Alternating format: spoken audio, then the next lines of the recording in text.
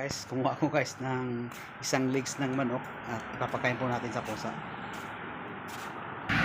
Guys, nagmamadali na ako guys pumunta dun sa kung saan po nakita ko yung pusang gala na nagpakalong po sa akin. Kaya nagmamadali po akong lihatid po sa kanya dahil baka po umalis na.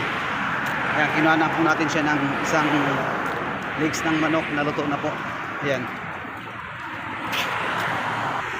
Sana nga guys nandun pa yung pusang gala para sulit naman yung pagkuha natin ng makakain niya.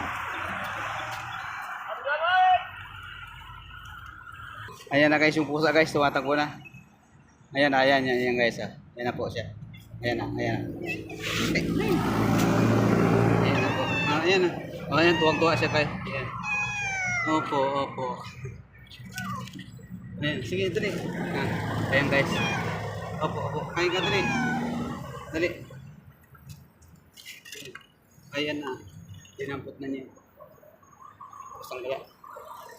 Ayan po guys. Ayan, inilaglag. Ayan. Kumasiting. Ayan guys. Gutom na gutom talaga siya guys. So, ayan. Nung tinawag ko siya, medyo may kalayuan ng kaunti at saka lumapit po siya. Talagang nagugutom siya. Makikita naman po natin kung gaano siya kumain.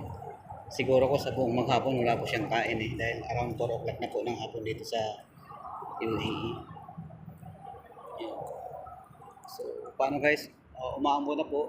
Kailangan ko na pong bumalik sa bahay dahil wala po tayong payong. So, salamat guys. Yan guys Yan. Yan yung pusang gala po guys. Nakakatuwa po. Thank you guys. Bye-bye. Thank you po guys. Bye.